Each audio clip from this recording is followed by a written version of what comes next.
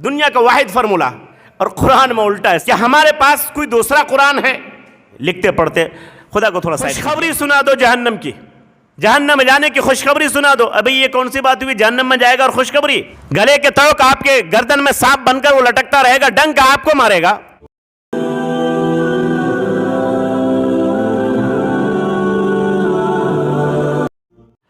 ہر طرح کی تعریف اللہ تبارک و تعالیٰ کے لیے ہے جس نے یہ بابرکت مہینہ ہم تمام لوگوں کو دیا ہے.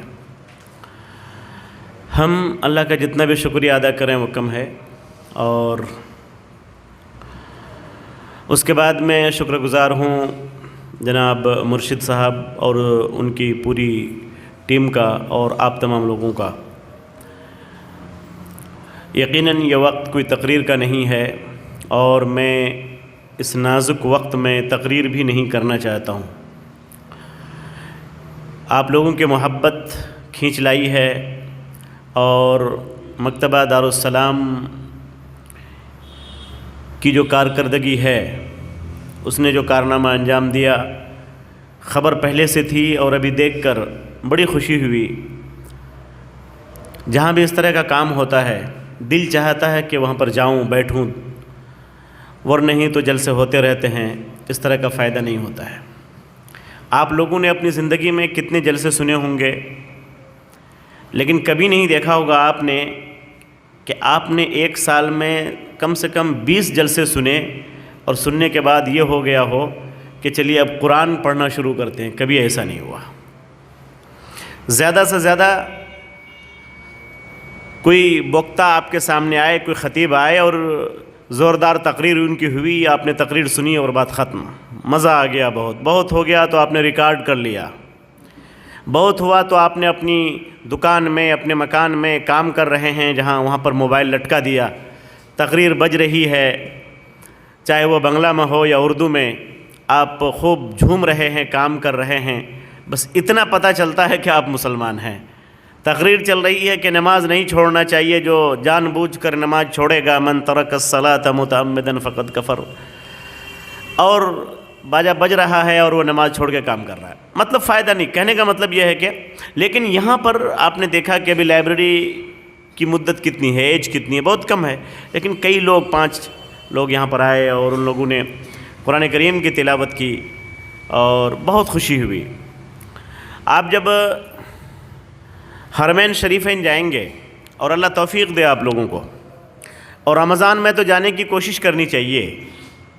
نہیں، پیارے نبی جناب محمد رسول اللہ صلی اللہ علیہ وسلم نے فرمایا کہ جو رمضان المبارک کے مہینے میں عمرہ کرتا ہے، جو رمضان المبارک کے مہینے میں عمرہ کرتا ہے، گویا کہ اس نے حج کیا، وہ بھی میرے ساتھ. کتنی بڑی نیکی ہے. ایک حج کریں گے کتنا ٹائم لگتا ہے، کتنا خرچہ آتا ہے، لیکن اب چھوٹا سا عمرہ کریں 3-4-5 گھنٹے میں ایک عمرہ ہو جاتا ہے.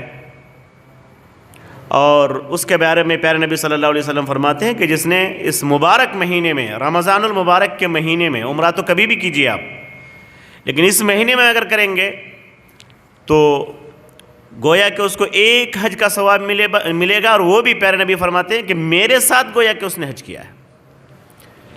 اللہ تعالیٰ جس کو توفیق دے اس کو جانا چاہیے. اور صحیح حدیث میں ہے کہ حج اور عمرہ یہ انسان سے تنگ دستی کو، ینفیان عن الفقر، انسان سے تنگ دستی کو یہ دونوں دور کرتے ہیں، ہٹاتے ہیں. کوئی انسان پریشانی کے عالم میں ہے اور پھر اللہ نے توفیق دی کہ یہ عمرہ کر سکتا ہے، 60,000 70,000 80,000 میں عمرہ ہوتا ہے، تو اگر اتنی گنجائش ہے تو اس کو کر لینا چاہیے. کیونکہ پیارے نبی جناب محمد رسول اللہ صلی اللہ علیہ وسلم کی زبان جھوٹی نہیں ہو سکتی.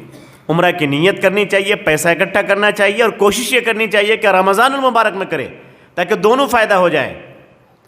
پہلا فائدہ تو یہ ہو کہ گویا کہ اس نے اللہ کے رسول صلی اللہ علیہ وسلم کے ساتھ حج کیا، اتنا ثواب اکٹھا کر لیا. اور دوسرا یہ فائدہ ہوگا کہ اس کا جو بینیفٹ ہے کہ آپ اگر عمرہ کریں گے اور حج کریں گے تو آپ کی زندگی سے تنگ دستی دور ہو جائے گی، تو یہ بھی انشاءاللہ آپ کو حاصل ہوگا. بہت بڑی چیز ہے. رمضان المبارک کا مہینہ اتنا اہم مہینہ ہے. 11 مہینے میں آپ کتنوں حج کر لیے، عمرہ کر لیجئے، لیکن اس عمرے کے برابر نہیں ہو سکتا جو آپ نے رمضان میں کیا ہے۔ بہت ہی امپورٹنٹ ہے میرے بھائی اور رمضان المبارک کا مہینہ۔ چلے گئے نا 19-20 دن، پتہ بھی نہیں چلا، 10 دن باقی ہے، وہ پلک جھپکتے گزر جائیں گے، آپ کو احساس بھی نہیں ہوگا، اور اخیر ایام میں تو یوں لگے گا، واقعی آپ اگر پکے سچے مومن ہیں تو آپ کو یوں لگے گا ابھی 2-4 دن اور باقی رہتا تو اچھا ہوتا، میرا ابھی قرآن پڑھنا 2-4 پارہ باقی رہ گیا، یہ فلاں عبادت باقی رہ گئی، کچھ افطار پارٹی اور دینا تھا، یہ باقی رہ گیا۔ واقعی جو مومن ہے تڑپ جاتا ہے آخری ایام میں، کاش 2-4 دن اور بڑھ جاتے۔ لیکن جو منافق ہیں، جو فاسق ہیں، اس کے دل سے پوچھئے، ان کو ایک ایک دن ہتھوڑے کی طرح لگ رہا ہے، ابھی بھی 10 دن باقی ہے، ابھی بھی 9 دن باقی ہے، ابھی بھی 8 دن باقی ہے۔ یہ کیفیت ہوتی ہے منافقین کی، یہ کیفیت ہوتی ہے تنگ دل والوں کی، یہ کیفیت ہوتی ہے بے ایمانوں کی۔ ایسے لوگوں کے سایہ سے بھی بھاگنا چاہیے۔ یہ مہینہ رمضان المبارک کا مہینہ، یہ سراپا رحمت برکت کا مہینہ ہے، یہ سراپا مغفرت کا مہینہ ہے، یہ سراپا قرآن کا مہینہ ہے۔ بڑی خوشی ہوئی کہ آپ لوگوں نے قرآن سے اپنی زندگی کا آغاز کیا ہے، مکتبہ دارالسلام سے۔ میں عرض کر رہا تھا کہ حرمین شریفین جب جائیں گے، میں عمرہ کی طرف چلا گیا تھا، لیکن اللہ آپ کو توفیق دے تو جائیے، جب وہاں جائیں گے تو آپ ایک چیز دیکھیں گے اور بڑی خوشی ہوگی آپ کو کہ چھوٹے چھوٹے بچے قرآن پڑھ رہے ہیں، حلقہ لگا ہوا ہے قرآن کریم کے یاد کرنے کا، ایک قاری، ایک حافظ جی قرآن پڑھا رہے ہیں، بچے یاد کر رہے ہیں۔ میں کوئی نئی بات بتایا کیا؟ میں نے کوئی نئی بات بتائی؟ یہ تو یہاں بھی ہوتا ہے بھائی، چھوٹے چھوٹے بچے یہاں بھی حفظ خانے میں پڑھتے ہیں کہ نہیں پڑھتے ہیں۔ میں نے کوئی نئی بات نہیں بتائی، نئی بات میں اب بتا رہا ہوں آپ کو۔ میں نے حرمین شریفین میں بارہا دیکھا، اور آج بھی اگر آپ جائیں گے تو پائیں گے اس چیز کو، 12 مہینہ، صرف رمضان میں نہیں، رمضان کے علاوہ بھی، کہ یہ چھوٹے بچوں کا حلقہ ہے۔ پھر آپ اس سائڈ میں جائیے اور کسی کھمبے کے پاس جائیے تو وہاں پر نوجوانوں کا حلقہ ہے، ایک حافظ جی پڑھا رہے ہیں، قاری صاحب پڑھا رہے ہیں، 20 نوجوان ہیں جس کی عمر 30 پلس ہے، 30 پلس ہے، 40 پلس ہے، اور پھر ایک حلقہ اور ہے جو صرف بوڑھے لوگوں کا ہے، جو 50 پلس ہے، 60 پلس ہے، 60 سال عمر ہو گئی، 65 سال عمر ہو گئی، 55 سال عمر ہو گئی، پوری عمر بیت گئی، خوب پیسہ کمایا، لیکن قرآن پڑھنے کی توفیق زندگی میں نہیں ملی۔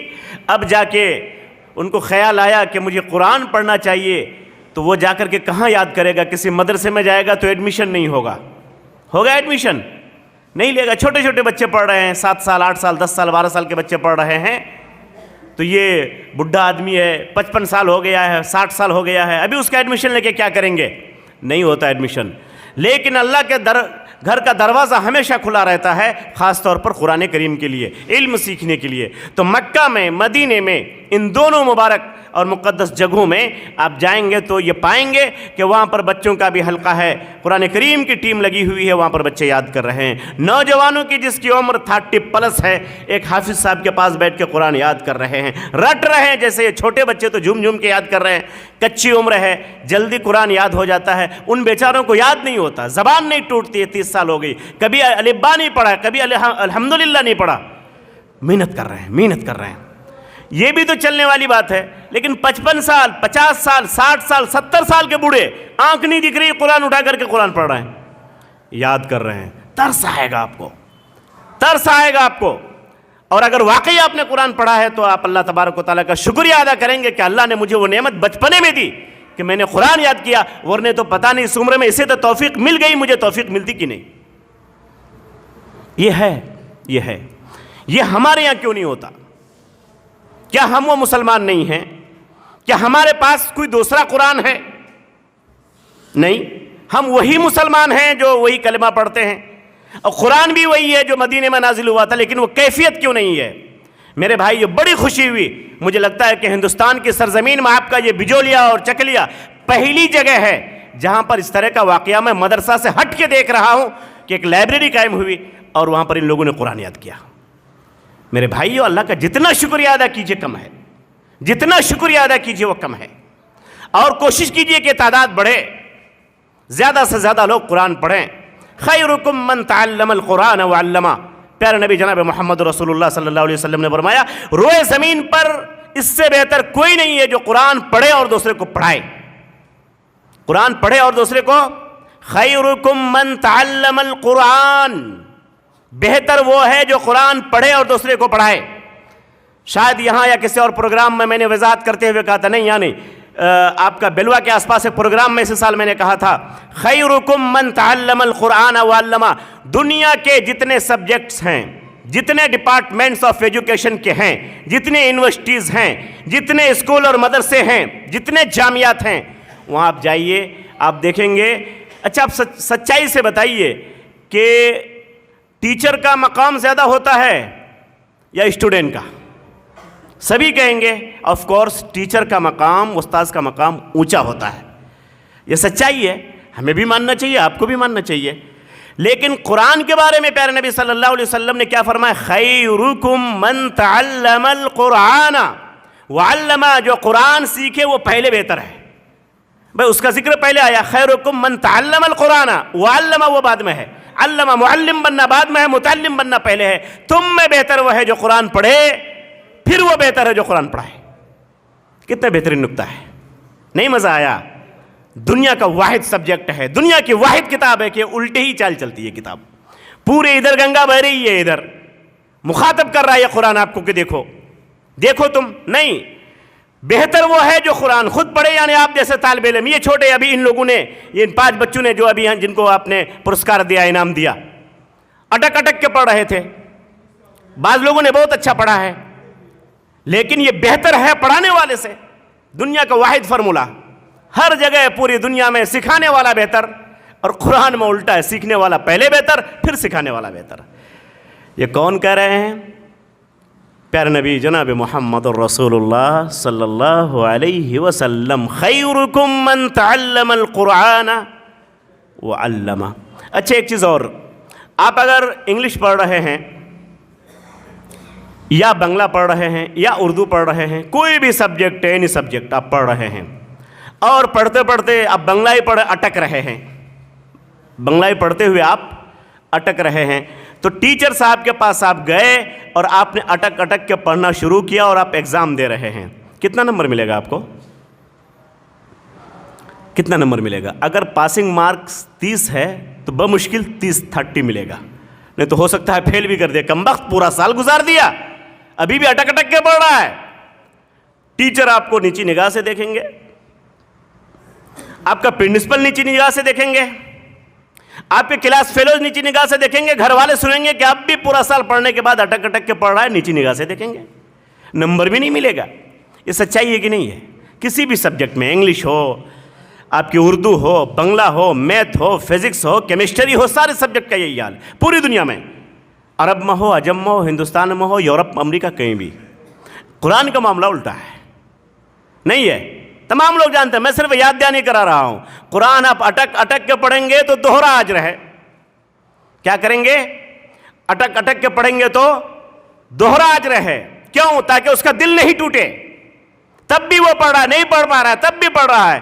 پیارے نبی صلی اللہ علیہ وسلم نے فرمایا اگر وہ اٹک اٹک کے پڑھتا ہے تو اللہ کے ہاں اس کا دوہرا اجر ہے. قرآن پڑھنے کا اور نہیں پڑھ پا رہا ہے، اٹک اٹک کے پڑھتا رہا، اس کا ڈبل کام ہو گیا. قرآن پڑھ رہا ہے، پڑھنا نہیں آتا تھا، اٹک اٹک کے پڑھ رہا تھا، تو اس پر بھی ثواب ہے، اس پر بھی ثواب ہے. ڈبل نمبر مل رہا ہے، صرف پاسنگ مارکس نہیں، ڈبل نمبر مل رہا ہے. اس پر بھی مل رہا ہے اور اس پر بھی مل رہا ہے. قرآن دنیا کی تمام کتابوں سے الگ تھلگ کتاب ہے. پڑھیے اس کو، آپ جڑیے اس کتاب سے، مزہ آئے گا آپ کو. یہ قرآن کریم رمضان المبارک کے مہینے میں نازل ہوا. شہر رمضان الذی انزل فیہ القرآن ھدی للناس وبینات من الھدی والفرقان. یہ قرآن رمضان المبارک کے مہینے میں نازل ہوا. آپ سبھی لوگ جانتے ہیں، شاید کو بار بار پڑھتے ہیں. میں صرف دوہرا رہا ہوں، یاد دلا رہا ہوں آپ کو کہ آپ یہ مت بھولیے کہ یہ قرآن رمضان المبارک کے مہینے میں نازل ہوا. یہاں پر ایک مسئلہ نئے لوگوں کے لیے واضح کر دیتا ہوں. کہا جاتا ہے کہ قرآن رمضان المبارک کے مہینے میں نازل ہوا. دلیل قرآن کریم کی یہی آیت، شہر رمضان الذی انزل فیہ القرآن. اچھا، اور کیا کہا جاتا ہے؟ قرآن 23 سال میں نازل ہوا. نہیں، اور کیا کہا جاتا ہے؟ اِنَّا أَنزَلْنَاهُ فِي لَيْلَةِ الْقَدْرِ. لیلت قدر میں، قدر کی رات میں جو ابھی شروع ہونے والی ہے، اسی رمضان کے آخری عشرے میں پیارے نبی صلی اللہ علیہ وسلم نے فرمایا طاق راتوں میں ہے، اس کو تلاش کیا کرو۔ 21 کی رات، 23 کی رات، 25 کی رات، 27 کی رات اور 29 کی رات، ان راتوں میں تلاش کیا کرو اس کو۔ تو ان راتوں میں سے کوئی ایک رات ہے جس کو لیلۃ القدر کہا جاتا ہے، تو اس میں یہ قرآن انا انزلناہ فی لیلۃ القدر۔ تو کتنی باتیں ہو گئیں بتائیے، کتنی باتیں ہوئی؟ 3 باتیں۔ قرآن لیلۃ القدر میں نازل ہوا، قرآن رمضان المبارک کے مہینے میں نازل ہوا، اور قرآن 23 سال میں نازل ہوا۔ تو تینوں تو خلط ملط ہو گیا، کون والی بات صحیح ہے؟ کون والی بات صحیح ہے؟ 30 سال میں یہ پریکٹیکل ہے، پیارے نبی صلی اللہ علیہ وسلم پر اقرا سے لے کر کے الیوم اکملت تک مکمل جو ہے 23 سال میں مکے کی زندگی اور مدینے کی زندگی پوری سبھی لوگ جانتے ہیں، اس کی دلیل کی الگ سے کوئی ضرورت نہیں ہے۔ باقی یہ خود قرآن کی 2 آیتیں ہیں اور دونوں نقیض نہیں ہے، یہ نہیں کہ چلیے ایک ناسخ ایک منسوخ ہے، ایک کو مان لیتے ہیں ایک کو چھوڑ دیتے ہیں، ایک کو اس نے پکڑ لیا ایک کو ہم پکڑ لیتے ہیں جیسے اور مسائل میں لوگ کرتے ہیں، ایسا کچھ نہیں ہے نا، تینوں کلیئر۔ اس کی تطبیق کیا ہے آپ سے بھی پوچھا جا سکتا ہے۔ یہ خاص طور پر یہ مسئلہ میں یہ جو چند لوگ یہاں پر آج آئے میں ان کی خاطر بتا رہا ہوں۔ قرآن کریم لوح محفوظ سے سمائے دنیا پر ایک ہی رات میں آیا، اور وہ رات تھی انا انزلناہ فی لیلۃ القدر، قدر کی رات تھی وہ۔ اور قدر کی جو رات ہے وہ رمضان سے باہر نہیں ہے، وہ رمضان المبارک ہی میں ہے، شوال میں نہیں، محرم میں نہیں، ذی القعدہ ذی الحجہ میں نہیں، کسی اور مہینے میں نہیں، رمضان المبارک ہی کے مہینے میں ہے۔ گویا قرآن رمضان المبارک کے مہینے میں نازل ہوا اور لیلۃ القدر میں، 2 کلیئر ہو گیا۔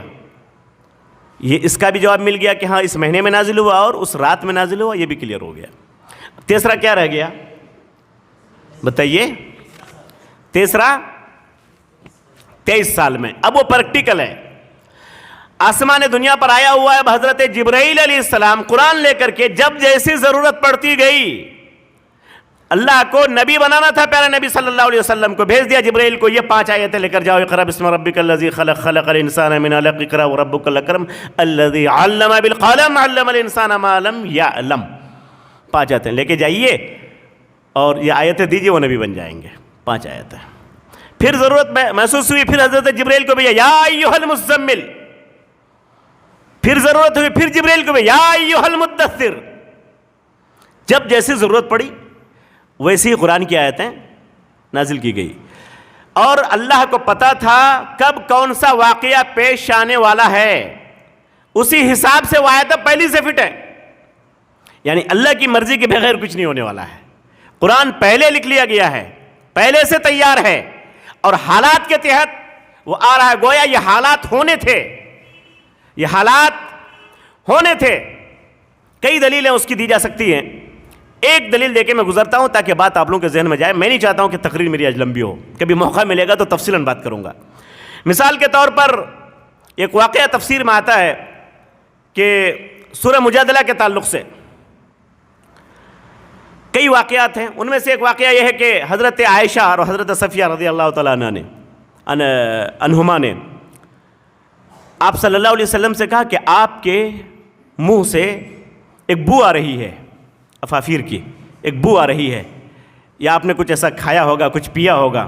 دراصل آپ صلی اللہ علیہ وسلم اس سے پہلے کسی اور ازواج مطہرات کے پاس سے آئے تھے، وہ اصل میں نفرت دلانا تھا، تو آپ شہد پی کے آئے تھے۔ شہد پینا حلال ہے، شہد پینا حلال ہے، اور انہوں نے کیا کیا، حضرت عائشہ صدیقہ رضی اللہ تعالی عنہ اور حضرت عمر کی بیٹی حضرت حفصہ رضی اللہ تعالی عنہ، ان لوگوں نے کیا کیا کہ وہاں یہ کرتے ہیں، چلو کچھ ایسی بات کہو کہ آپ صلی اللہ علیہ وسلم وہاں سے دل یہ ہو جائے اور وہاں نہیں جائیں، ہمارے یہاں آیا کریں۔ تو یہ نہیں کہا کہ وہاں مت جائیے، سوگن تھی، یہ نہیں کہا کہ مت جائے، ڈائریکٹ بہت سارا جملہ نہیں، ڈائریکٹ نہیں، گھما کے تھوڑا کہیں گے، تو گھما کے کہا، کیا کہا کہ آپ کے منہ سے بو آ رہی ہے۔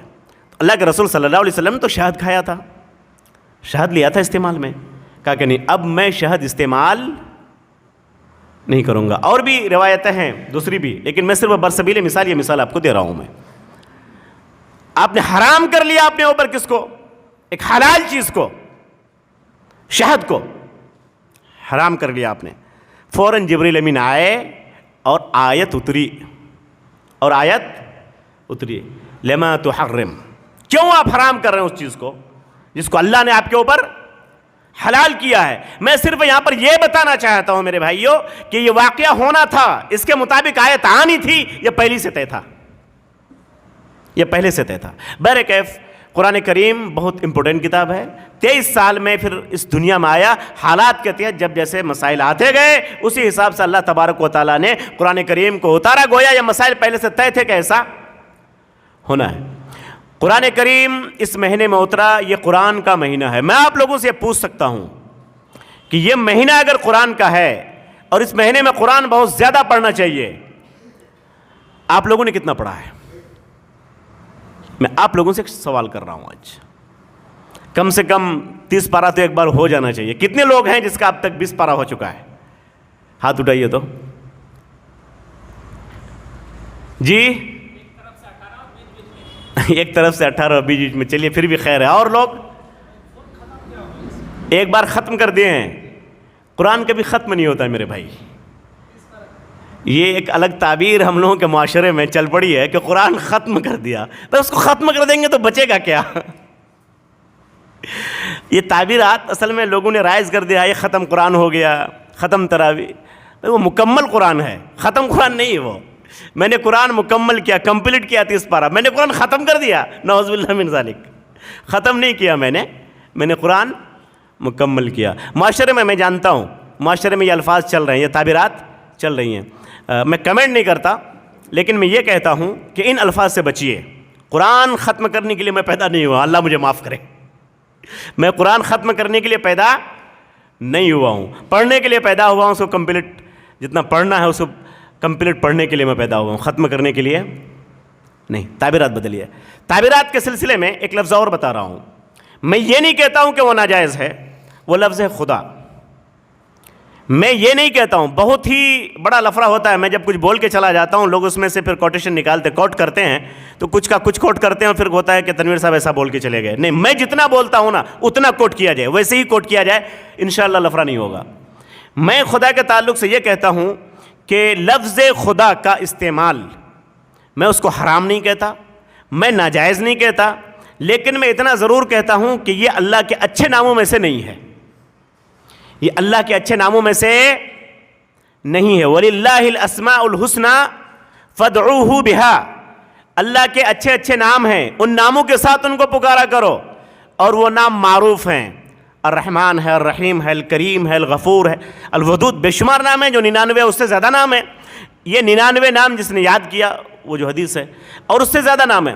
ان ناموں میں سے 100+ نام ہیں اللہ تبارک و تعالیٰ کے. ان 100+ نام میں کہیں بھی خدا نہیں ہے.